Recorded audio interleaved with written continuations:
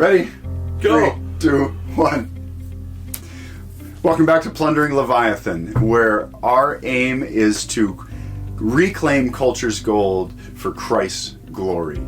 We're here the Sunday before Christmas, and Jeremiah just preached a wonderful Christmas message. Woo! It's kind of a Creaster message. Yeah, we just coined a new word. Creaster. It's a Creaster. Yeah, so he came and preached that Jesus came to give his life as a ransom. So that was wonderful. Thank you for that, Pastor, this morning. It was a great Christmas message. Creaster message. Yeah, I like that. And there were some, we hope that we have more than Creasters and that's actually where that word comes from. Creaster is a noun to describe a person that comes to church on Christmas and Easter only. Oh, there it is. That's a Creaster. It's a Creaster. Right. So it was kind of a Creaster message. So that's good. Yes, so if you only get them one Sunday a year, preach both. There you go. And 2 for 1. Yeah, and everything in the Christmas story is pointing to the cross and to the resurrection. From the manger, so Jesus was laid down on a I don't know if the manger was actually wood. I don't know. Or if it was held together by nails. Well, it wasn't polyester. Yeah, probably not. It wasn't like acrylic. Wasn't plastic. Yeah, I don't think so. Wasn't acrylic.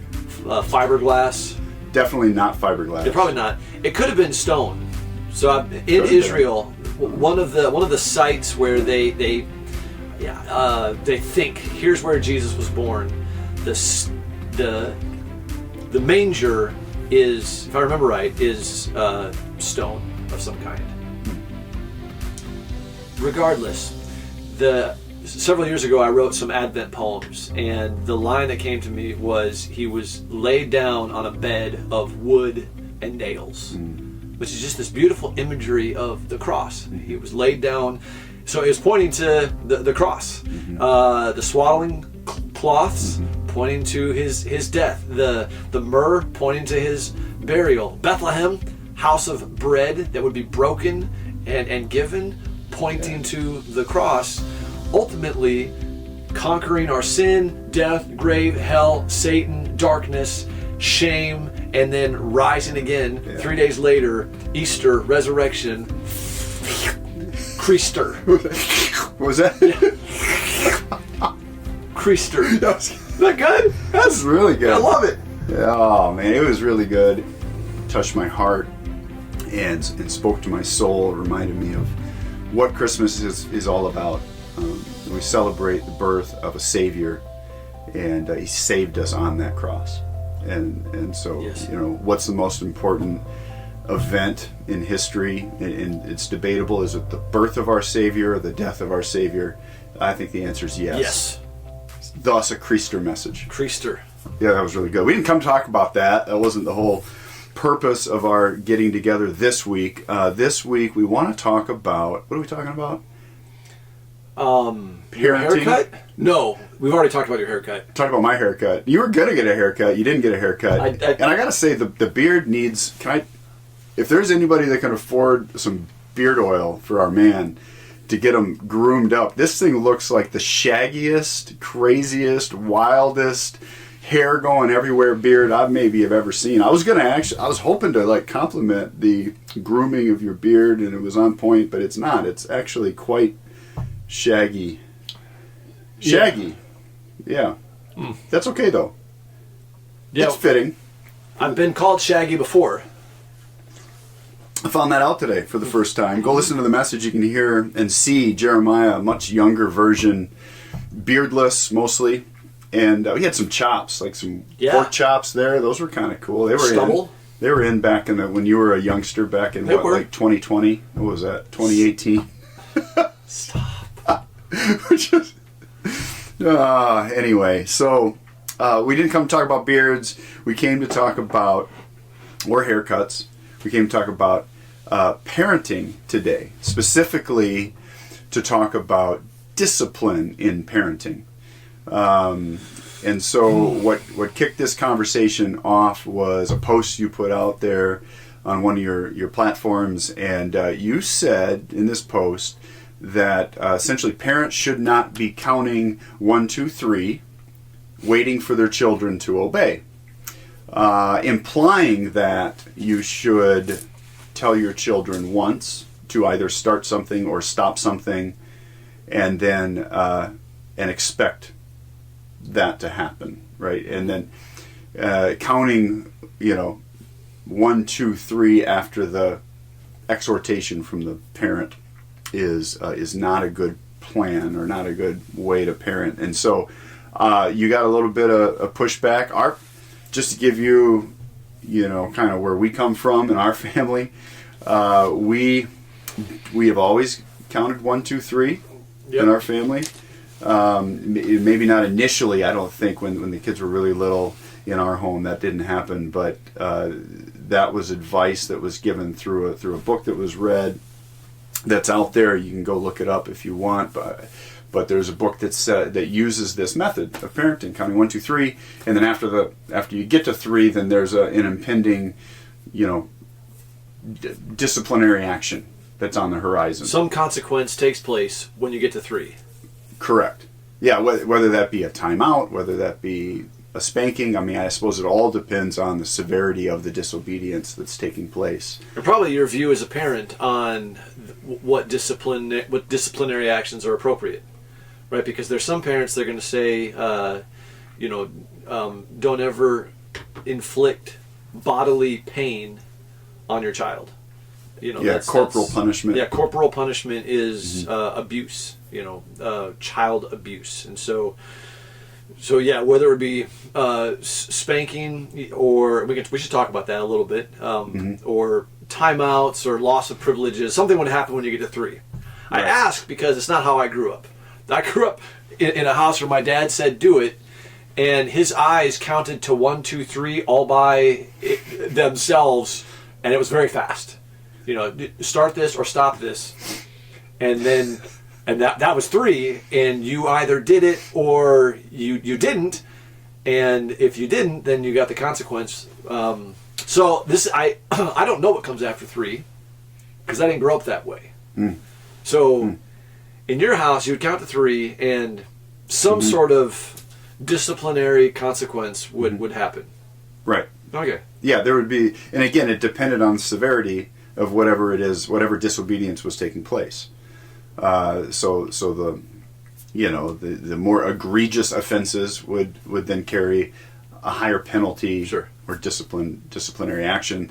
Lower offenses would carry a lesser degree of penalty. So I mean to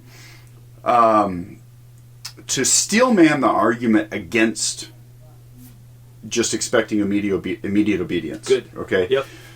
People that say that they should use this 1, 2, 3 method say that you're being authoritarian in your discipline of your children or in your instructions to your children by expecting like immediate obedience, and then what you're setting them up for down the road is to be victims of some kind of authoritarian figure in their life.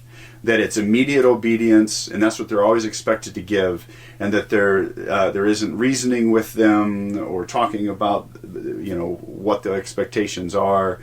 And so I just want you to speak to that as, can 2 things be true at the same time? Can you expect obedience right off the bat, but also have reasoning and talking with them about expectations and all of this at the same time? Does it have to be it's either authoritarian or it's reasoning, debating, or whatnot with the children? So I just want to hear kind of your side of it, see what you have to say on that. This whole conversation, right, falls under the realm of discipleship. We're talking about discipline. That's kind of the overarching theme of this talk is discipline. So discipline and discipling come from the same root word. Yeah. That's what you're saying. But I would, instead of doing this, I would do discipline, discipling.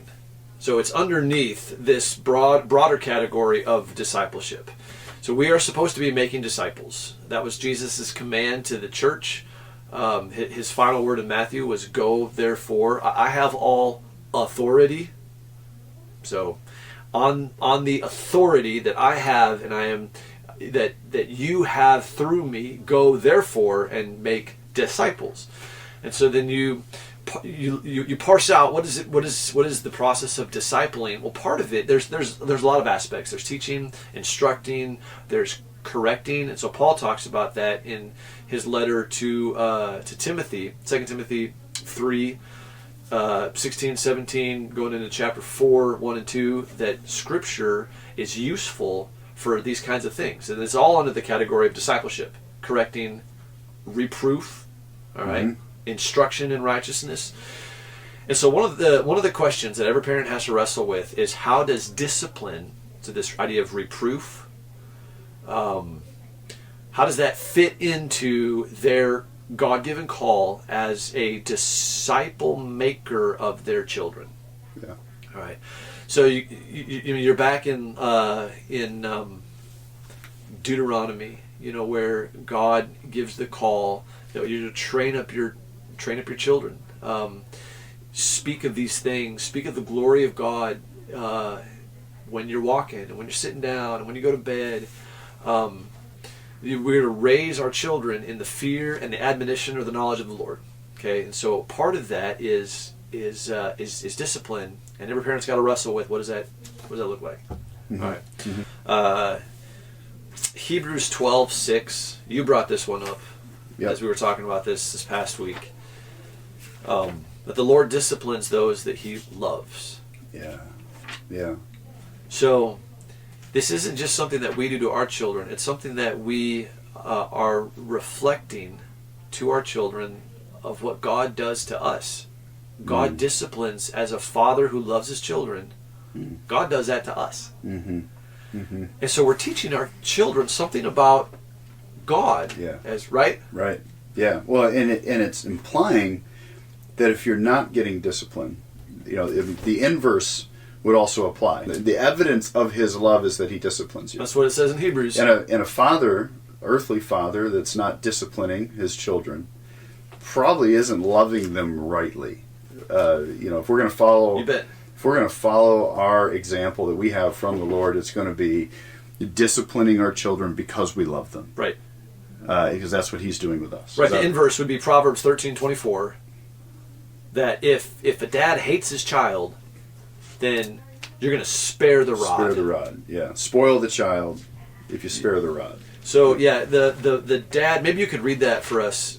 Proverbs 13:24, if a dad loves his child, he's going to discipline him. And if he hates his son, you're going to... He who spares his rod hates his son, but he who loves him disciplines him promptly. Okay.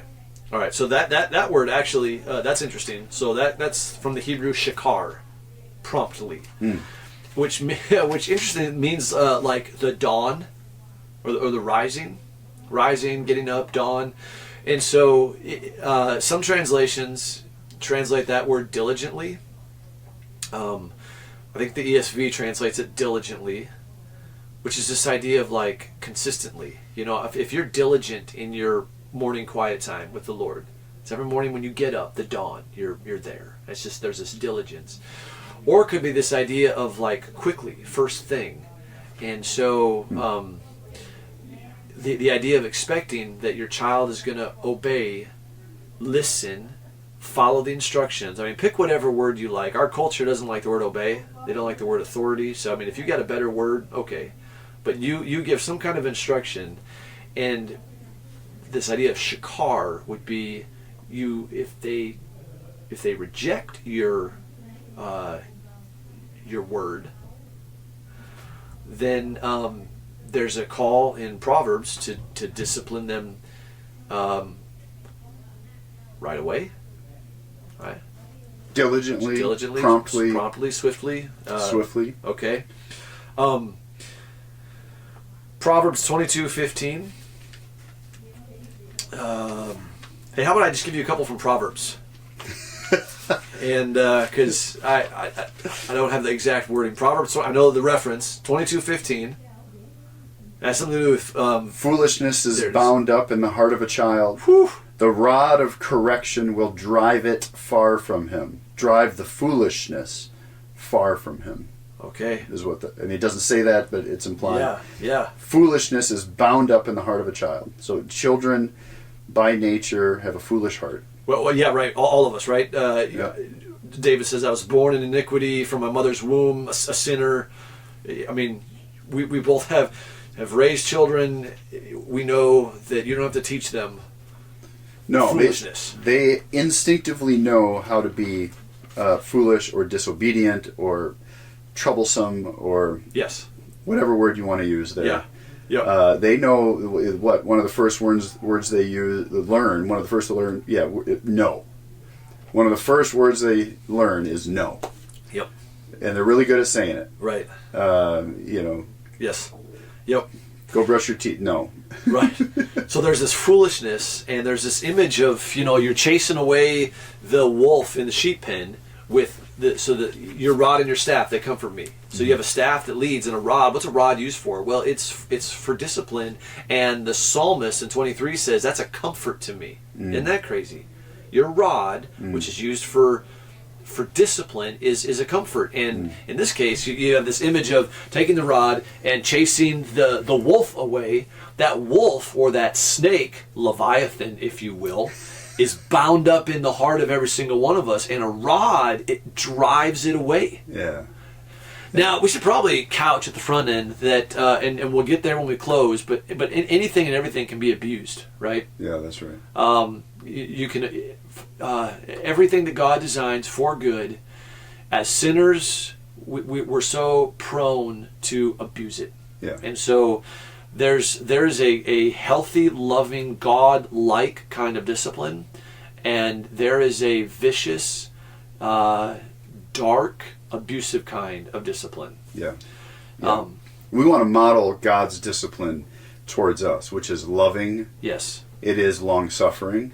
Yeah. It is kind. Good. So that's more to your question. So we're getting there. I kind of took us on I want to couch discipline under the bigger category of raising your children. This is not the only thing a parent does as part of raising their child. It's a part of it, though. And I don't think even we want to make it the main part, right? We want to we want to be opening God's Word with them and reading God's Word. We want to be singing together. We want them to see it modeled in the way that mom and dad serve each other and love and lead. We want to raise them in the knowledge of God in the way that we talk about our pastor or our church or our friends or what's going on in the world. I would always see my dad in the morning when I would get up early for whatever reason. As a kid, I would get up early, which wasn't often, but sometimes. And if I got up after 5 and before 7:30, there was not once that I remember as a child where my dad was not at the kitchen table with a light on, with God's Word in front of him, and so that was discipling my heart. Right? Yeah. And my mom, every night, I don't remember a night where I would, get up after I was supposed to be in bed and go to the bathroom or something, and if their door was open and I could see in, she was sitting on her bed, my dad was, fast asleep, and she had a light on and she was reading her Bible. So I was being discipled by my parents in that way. Discipline is part of that. It falls into that category. Right. And so we have these words of like rod, which is this idea of pain, but we have also this image that our shepherd has a rod. So now the question is timing. That was the post I made. 1, 2, 3. Do you count? We have you use the word long suffering. We have a God who is so long suffering. That word just means like you could just flip it around. He suffers long. With us. I mean, you just think of Jesus and the disciples. I mean, their promptness to obey was, sloth-like slow. Like DMV slow. You go in to get your driver's license renewed. Yeah. Have you ever seen that movie? There's that cartoon where, all of the sloth or somebody. Well, all of the animals. Yeah. So it's all of the characters are animals, and they go to the DMV, and everybody that works in the DMV is a sloth. Yep. It's perfect representation. Yeah. Although there's one in St. Paul, if you want a tip out there, with one in St. Paul that is fast as can be. They're not sloths in St. Paul. downtown. All right. Yeah, Well, there you somebody go. tipped me or tipped me off to that one time. It was great. St. Paul's Fast. There's a gold nugget in the podcast. They're the rabbits. Oh, right. Every one of them were rabbits, not sloths. You go anywhere else though, you're probably gonna find a sloth. Yeah. So in that same movie, there was a rabbit town, and it had a population sign, which was constantly going up. Yeah, I remember that. What is that movie? That was a really good one. Yeah, I don't remember. I watched it tons of times with the kids when they were little, but haven't seen it in a long time. So, God is patient toward us. I think of like Exodus chapter 3. Man, I need a haircut. Exodus chapter 3, God is with Moses, and he says, Moses, I want you to do this. And Moses gives an excuse. It's better. Moses gives an excuse. Sorry. Moses gives an excuse, and God reasons with him. Right? And then Moses gives another excuse, and God is patient with him. And then Moses gives another excuse, and God is patient with him. Well, now eventually, God was not patient with Moses. But there came a point where God said, you're gonna do this, and Moses did. So we have a God who is both patient with us and a God who expects that we're gonna obey him. We're gonna do what he says. So trust and obey, right? And we sing that. There's no other way to be happy but to trust. Now, I don't understand. So that's the idea of Proverbs 3, 5, and 6. Trust in the Lord with all your heart. Don't lean on what makes sense to you. So you're not, trying to figure out how does that make. No, you just trust in the Lord with all your heart. Lean not on your own understanding. In all your ways, acknowledge him, and he will direct your path. Mm-hmm. So, let me give one more reference to why not 3, and then you can tell me what you think. Okay. Exodus chapter 20 is the 10 Commandments. Mm-hmm. And the first part of the 10 Commandments is how we are going to honor God. Yeah. The second sort of half, if you will, of the 10 Commandments is how we're going to love one another. Yep. Yeah. And right in the middle of those, and it's the first commandment. So Paul clarifies in Ephesians chapter 6, that's the first time that God ever gives a command with a promise. Mm-hmm. Mm-hmm. That if children honor their father and their mother, and there's a blessing, a promise attached to that. And what I see that as a bridge command. So when we teach our children to honor mom and dad, we're teaching them how to honor God, and we're teaching them how to honor other people. Mm. They're learning what it means to be in relationship with God and in relationship with other people, in particular those who have some God-given authority over their life. Mm. And so then the question is, when it comes to counting, what's the I think the better question than whether you should count or not is, what's your goal? And I haven't read this book that you're talking about. Yeah. But what's the goal in counting? And generally, my perception has been it tends to teach the child that they have time to consider whether or not they will obey based on what they assume the consequence is going to be. You're giving them time for lingering disobedience, mm-hmm. or mm-hmm. delayed obedience. Yep. And is that teaching them honor for their mom and their dad? And how is that teaching them to obey their God, ultimately? As they grow up and they hear God say, child of mine, this is my will for your life. Mm. If we have been raised with, how long do I have to consider your command? Right. You know. And the last thing I would say is, just a big overview of some thoughts on this, is what's going on in that child's mind, all right? And again, I didn't grow up in this home, so I can't say from personal experience, but what is that child, how is that, again, so the goal is not discipline or punishment so much as it is discipleship. That's the goal. I want to raise their heart, cultivate, train them, teach them. So that's the big goal. Punishment is not the end goal of a parent at all. In fact, I know of many parents who go, I don't even think we should use that word punishment, because Jesus took our punishment on the cross. The goal is sanctification. And we could split hairs on the nuance there, but I would agree that the goal is not punishment. The goal is a transformed heart. Mm-hmm. Mm-hmm. So what's happening in the child's mind when mom and dad is counting to 3? Well, I can only assume that child is only thinking about the consequence. Mm-hmm. Well, actually, let me tell you. I'll tell you an overview of what they're asking. So in this model of correction for children, the first count. So when you say 1, it's a warning to stop the behavior, right? So an extra warning, because you've already verbalized. Sure. Yeah, you've already said stop doing that. So that's the warning. Yeah, and now 1 is the 1 is attached to the warning. Okay. So it'll stop doing that, and they don't stop immediately. You count 1, so that counts as the warning.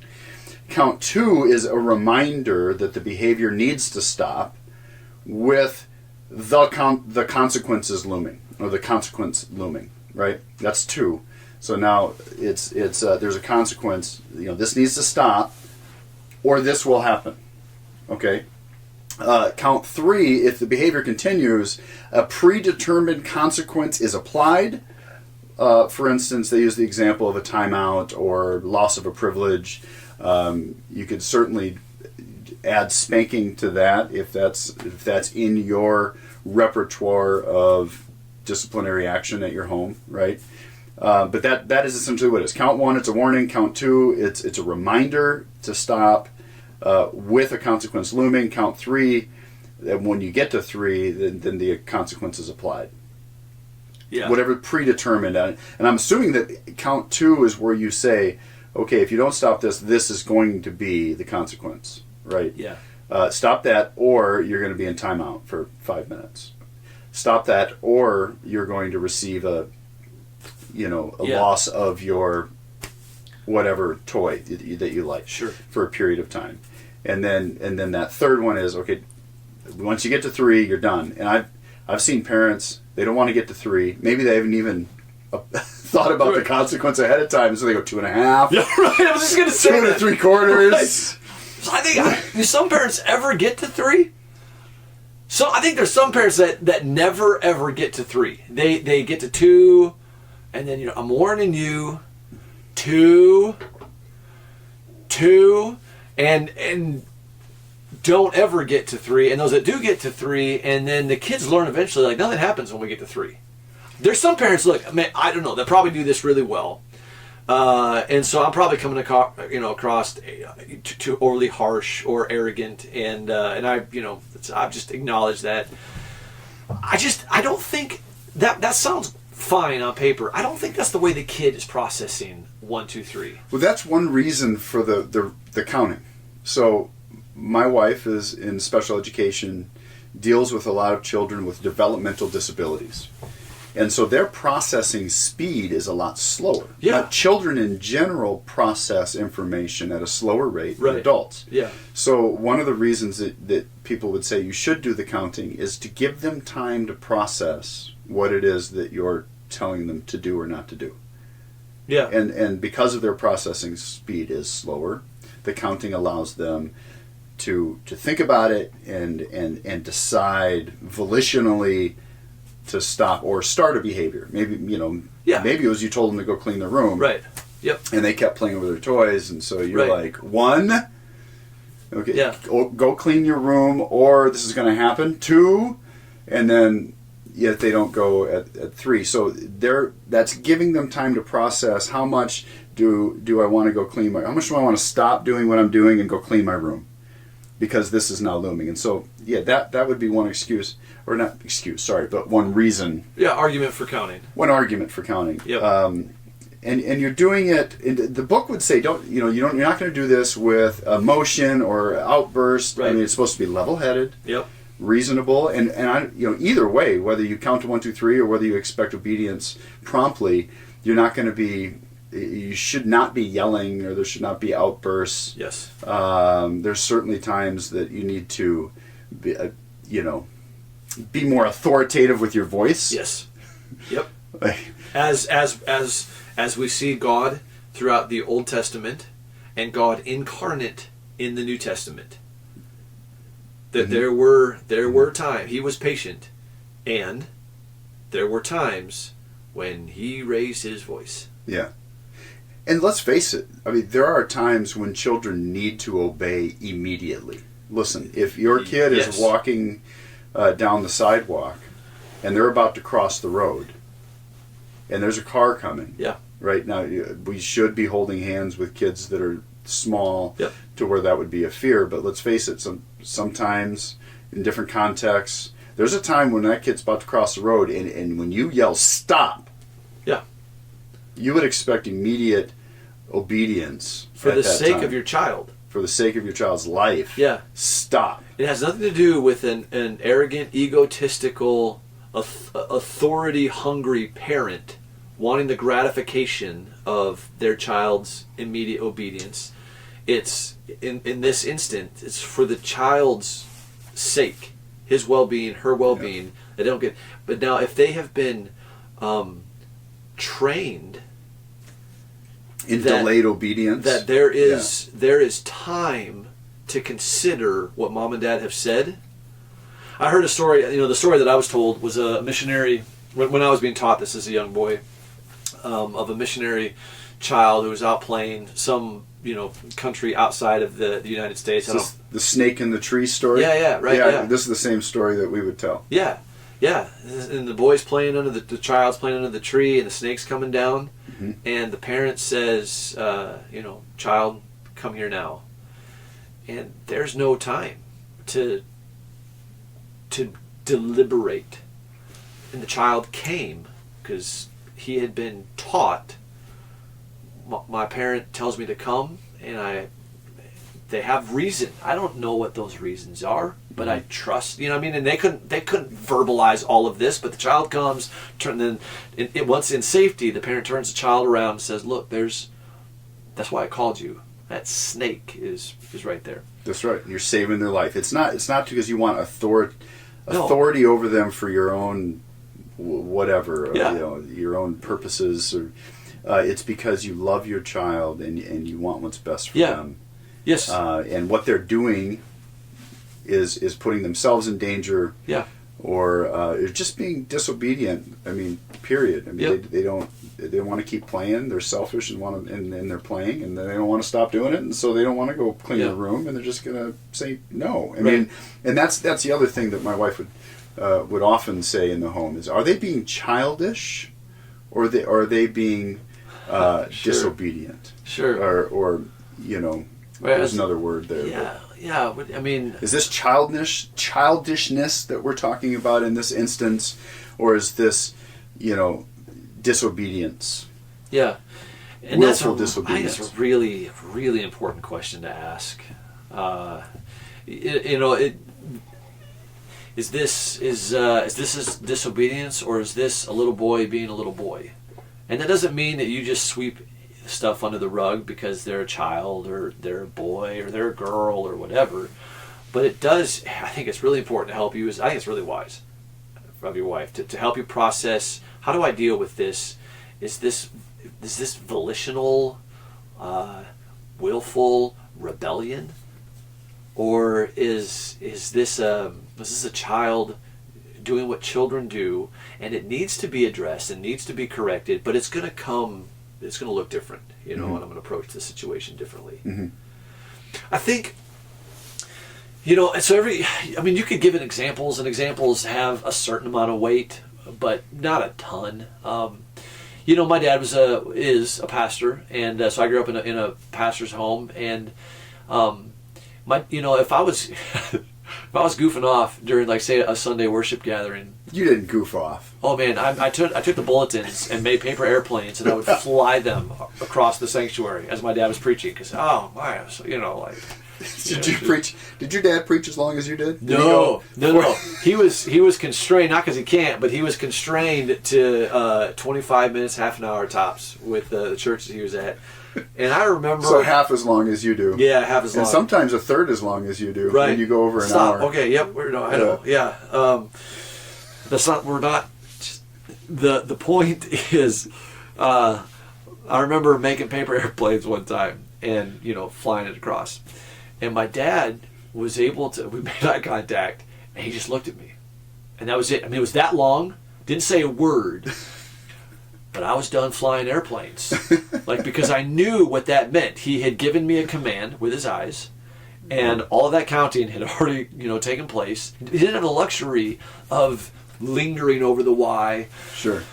So somebody responded to my post by saying, I was counting for my early years as a parent out loud, and then I began to count silently. Mm-hmm. It's just a way of calming down, making sure that the timing was measured or whatever. Sure. And I thought that's really wise. And I'm not, like I say, I said don't count. But you're giving them time. I mean, without counting, you are kind of doing that allowing them to process the information they receive from you, and then make a decision or just take it in and say, maybe I want to do that, or maybe I don't. This is how I've done it with my boys, and as dads, we both know we've made a million mistakes, and you can always second guess, and there's probably better ways. But here's how I've practiced discipline. So I believe in spanking, and that's about that's the big guns, right? And the way that I do it, because it's the way that I was disciplined, and now not everything is going to be worthy of that. There's triage, right? Mm-hmm. Some discipline is like what your wife was saying, like that's straight up rebellion.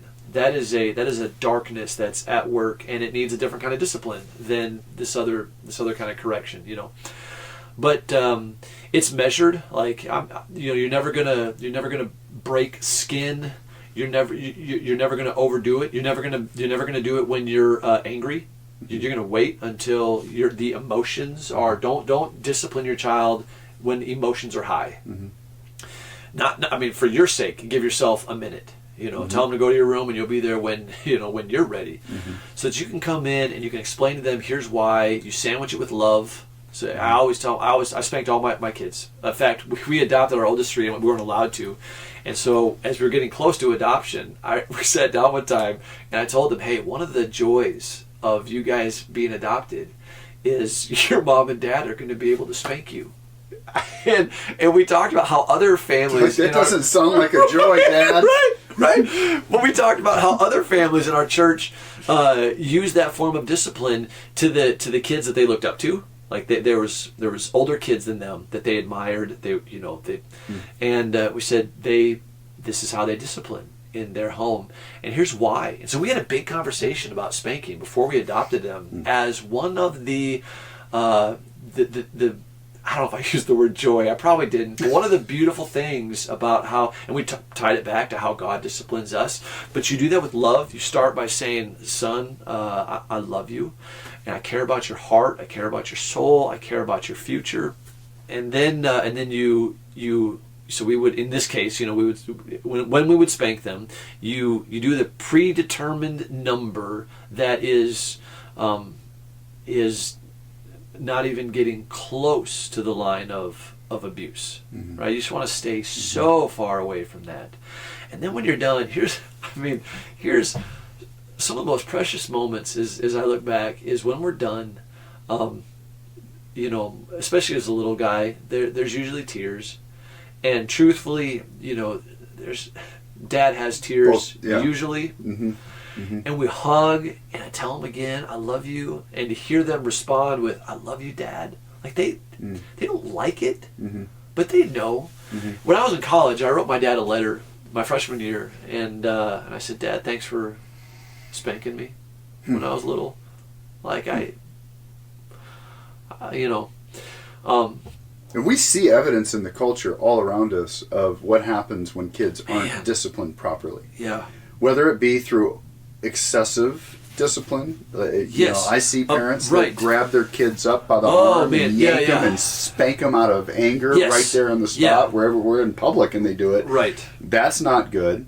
I also see evidence of kids that have not received any discipline, and they're essentially little tyrants in their families, running the family and doing whatever they want, and then they're getting bribed by the parents to obey. Yes. And that's not good. Right. We see evidence of what that causes in the culture is just absolute chaos. No respect for authority. To be a teacher today in a school is so hard with kids that aren't properly disciplined in the home, discipled in the home. Right. Right. And so they're terrors. I mean, they're just terrors. The way they talk to their children, or their teachers, the way children talk to teachers and adults in public.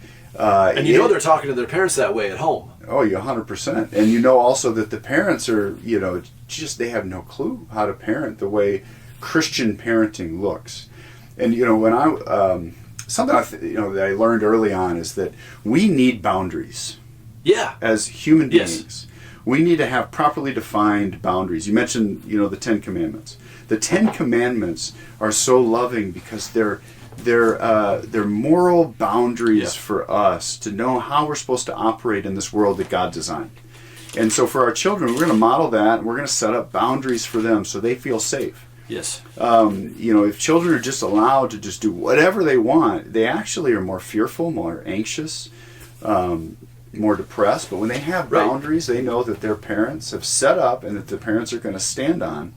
They're going to be more secure. There's a security there. There's a safety there. So there was somebody that did an experiment years ago that I read about where they went and took down all of the fences at public school playgrounds. Have we had this conversation? Mm-hmm. So the kids would spread around. Now, I went to a public school for a couple of years in 6th grade and 7th grade, and we had a playground with a fence around it, and so the kids were spread around, climbing on the fence, doing all this kind of stuff.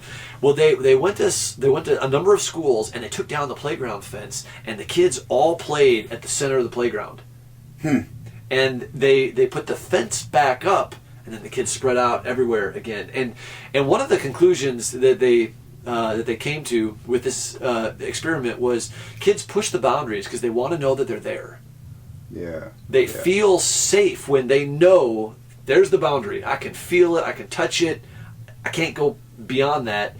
You just said there's a safety, and the psalmist talks that way in Psalm 23, where he says, "Your rod and your staff, they comfort me." Like there's a safety when mom and dad are disciplined. And it's got to be consistent. I mean, that's another thing about spanking or timeouts or loss of privileges or whatever. It can't be based on a parent's whims. Like it has to be consistent for the sake of the children. It can't be a fence one day and then because you're emotional, like it was just whatever, for whatever reason you were emotional and so you got disciplined that day. But the next time you do it, nothing happens. It's got to be consistent. It's got to be loving. They've got to get way more affirmation than they do. Oh, that's good. Correction. Yeah, no, I'm glad you said that. Yeah. Positive reinforcement is a good thing. When they do something good, there should be a reward. Yes. There should be, great job obeying right away. And instead of bribing them with gifts or things, and I see that all the time out there. Kids are getting bribed with candy or different things to obey. Why would they obey unless they get candy? Then that's all you're doing is you're training them to disobey until you give them something. Whereas if you're giving them positive reinforcement, all the time, for positive behavior, they're going to want to keep doing that thing. Because of the positive reinforcement. Yeah, it does something magical in a child's heart to hear their mom or dad say, "Son, I'm proud of you." Yeah. Oh man, I try to say those words often because I just remember how they made me feel. To say, "Son, I'm proud of you. For no reason. Just, when you read like Zephaniah and God says, I'm singing over my kids. Like, it doesn't have anything to do with our behavior, what we're doing, what we're not doing. God just delights to be our Father. That He says, I'm singing. I think of it as, when my children were little, maybe in their crib or something, and they're asleep. They're not doing anything good or bad or right or wrong. They're just sleeping. And my heart was just soaring with holy pride that I'm their dad, And so to come alongside and say, daughter, I'm so thankful for you. Out of just the blue, or, daughter, I'm proud of you. Oh, like you say, that just makes you want to, I want to be a blessing to a parent that talks to me that way. So where you get to a point, I remember I was probably 12, and I was still getting disciplined, but for rebellion, like kind of like the what your wife is talking about, like there's a different kind of. So I would do something. Like I remember one time, we were done with, a lot of this happens probably in a church building. A lot of my memories, but I was told, the sanctuary was off limits tonight. Don't go in the sanctuary. And as soon as my parents were out of view, I ran in the sanctuary and I played in there for the next 15, 20 minutes. I needed a lot of this growing up. And when my parents caught me running around it was dark, the sanctuary was big, it was just a ton of fun to go just tearing around and this and that. So anyway, I was doing that, running around the stage, and I got caught, and so I knew as we're walking home, I'm gonna get spankings. I was still young enough to where I knew it was gonna happen. But I tell you, even at that age, there was something in my heart that the spanking hurt a lot less than having disappointed my dad. Yeah, right. To the point where you get to be, a young man, and it's this idea of wanting to honor your dad that is what drives you, and not the consequence that comes after 3 or whatever. And that's training your heart to want to honor your God, not because of what you're trying to avoid at the end of a predetermined count, but because your heart just delights in pleasing your God. So, whether you count or not, I don't know. Sometimes I'll post a provocative thing just for the sake of generating conversation, and I'm not actually as maybe opposed to. Well, I don't know. When my kids were, maybe I'll close with this, right? And when my kids were little, I would spend a lot of time talking through all the whys. Hey Asher, I want you. Hey Troy, I want you. Hey, I can't. I just a lot of time going. Here's why, and then they would respond with their questions, and I would respond with the answers, and they would respond with a question. I'd respond with an answer, but then there would always come a point. So, and I just feel like that's training. That's part of the training part, right? But then there came a point where I felt like they had all the information they needed. And so then the 4th or 5th or 6th question would come, and I would say, Asher, do it now. And so, and that's when they know I've received the information that I'm going to get, and now I either do it or I don't. Right. And that just felt like, so maybe people would go, well, what's the difference between that and counting? I think what you're saying is that this is a way more nuanced topic than just saying don't count 1, 2, 3 or do count 1, 2, 3. When it comes to parenting, there's so many variegated things to think about. Man, there is. The child's personality, the age of the child's level of development, mental capacities, right? The situation in the moment, Yes. the type of obedience, disobedience, childishness or rebellion. Good. All of these things they're way more nuanced. But I mean, the net is that raising up your children in the nurture and the admonition of the Lord and discipling them is complicated. Probably the hardest job you may ever have. That's good. I think you're right. And that when you love your child and you give them a direction, an order, a command, you do expect the obedience to come. And so it's you've got to be wise. You do. And you've got to be in this book, and Yes. you've got to be in prayer, and you've got to treat each child a little bit differently depending on who they are, Yeah. and the situation. And every situation is different. So it is way more nuanced than counting 1, 2, 3 or not. Right. That's right. That's right. And at the end of the day, it comes down to there are times when there's going to be discipline that is needed. I mean, every one of our children needed discipline at some point, and so may it be done in love. That's right. May it be done with swiftness. May it be done with purpose. Yes. May it be done pointing to the reason ultimately that we're trying to train them up not to just be good children, but to be Right. good humans, good image bearers of God that would grow up and know that they have a Father in heaven who also loves them and that has commands and expectations for them, and that they would honor their Father in heaven with this love, that they would obey his commands with love.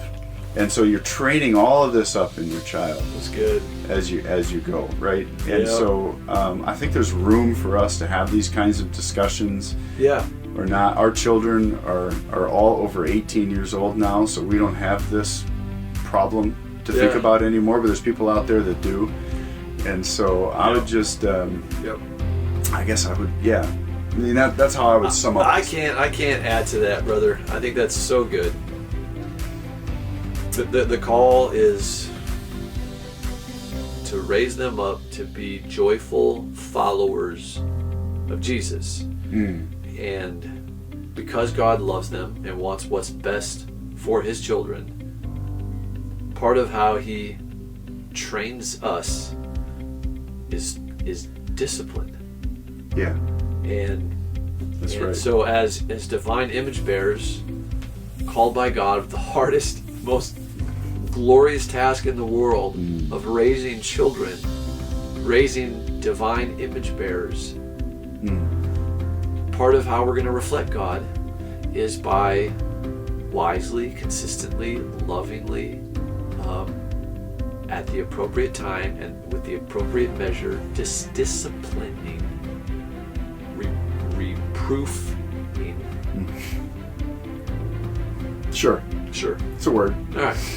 You're proofing your children. You know, Proverbs 3:11, we'll end with, unless you have more to add. No, I don't. We'll wrap up here. Proverbs 3:11 says, "My son, do not despise the chastening of the Lord, nor detest his correction. For whom the Lord loves, he corrects, just as a father, the son in whom he delights." And so whatever you do out there, would you reclaim culture's gold, whether in whatever that looks like? Parenting books that are out there, those can be culture's gold. Different methods of parenting, culture's gold. Reclaim culture's gold for Christ's glory, and that's the point of what we do with our kids, is that we would do it all for Christ's glory. And so may you correct your children, discipline your children, raise them up in the nurture and the admonition of the Lord, to the glory of our Father in heaven. That's good. Well said. Thanks, man. One of the coolest things is when you have a home and you're disciplining your kids consistently, is when the first time you teach them what grace feels like. Oh, and you don't do the And discipline. what you do is you tell them, go in your room, I'll be there in a minute. So they go in the room and they're thinking about what they did, and they know what's coming, because by the grace of God, Dad is consistent, or Mom is consistent. And so 2, 3, 4 minutes, you walk in the room, you get down to their level, you go, son, here's what you did. and here's what I should do. But instead, you just wrap them in a hug. You say, hey, we're gonna go to the park and we're gonna talk about this. Wow. And I'll never forget the expression on all of my boys. The first time I would do that, when they realize I'm not getting what I deserve, which is mercy, and I'm getting something that I don't deserve, and then you teach them this is what grace is. You get to go play. And now we're gonna go play. Yeah. And it's not because what you did was okay. Yeah. Because I want you to learn. This is what God did for you in Jesus. Right. You deserve death. Yeah. And not only did you get the mercy that you didn't get death. Right. That's the mercy. Right. You got grace in that you've been given eternal life. You're a co-heir with Christ. Yep. You're called a son of promise. You're a child of the Most High God. Yeah. You got a place for you in heaven. Yeah. That's grace. It is. Oh, that's a good lesson. Yeah.